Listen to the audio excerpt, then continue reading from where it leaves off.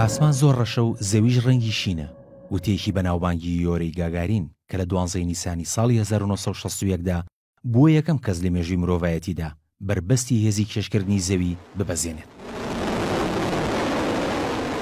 گەشتەکەی گاگارین کە بە کەشتی ئاسمانی یەکێتی سۆڤێت فۆستۆک 1 ئەنجامدرا تەنیا یەک کاژمێر و 48 خولەکی خایاند و کەشتێکش تا بەرزایی نزیکەی 327 کیلۆمەتر لە ڕووی زەویەوە بەرز بووە کە ئەوەش یۆرین گاگارینی تووشی شۆ کرد و وەگوتبووی کاتێک لەو بەرزاییەوە زەوی بەدی کرد دیمەنێکی زۆر ناوازی بینی.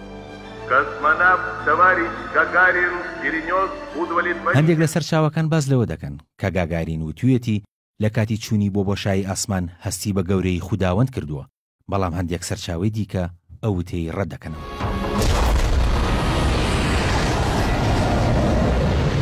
گەشتە ئاسمانیەکە ژیانی گاگارینیشی لەگەڵ خۆیدا گۆڕی و لە زۆرێک لە وڵاتان بە چاوی پاڵەوانەوە تەماشای دەکرا و لەلایەن سەرۆک و بەرپرسانیانەوە بانگێش دەکرا. لە ساڵی 1964دا پۆستی جێگری ناوەندی ئامادەکردنی کەشتیوانانی ئاسمانی لە یەکێتی سۆڤێت پێبەخشرا.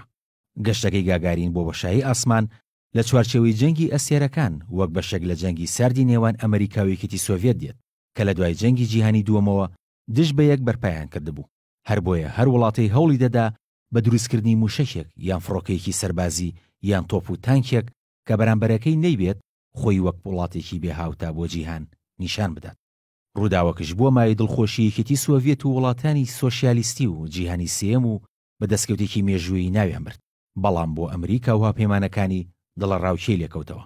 هەنگاوەکانی یەکێتی سۆڤێت بۆ داگیرکردنی بۆشایی ئاسمان زیاتر و جۆرا و جۆرتر بوون، بۆ پێی لە ڕەوانەکردنی مانگی دەستکردیش بۆ بۆشایی ئاسمان پێشەنگ بووە کاتێک لە تشرینی یەکەمی ساڵی 1950دا یەکەم مانگی دەستکردی بە ناوی سپۆتینگ 1 لە خولگەیەکی چواردەوری زەوی جێگیر کرد.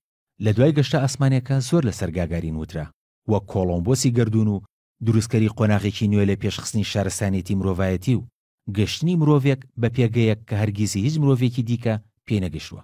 بەڵام خۆشیەکانی گاگارین بە تۆمارکردنی ناوی لە مێژوودا ماوەکەی کورد بوو، چونکە لە دوای کەمتر لە 7 ساڵ بەسەر ئەو ڕووداوەدا و لە تەمەنی 34 ساڵیدا یانی لەدەستدا.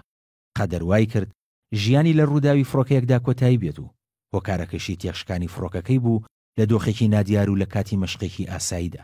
دواتریش تەرمەکەی سووتێنرا و خۆڵەکەی لەسەر شوورای کرێملین دانرا.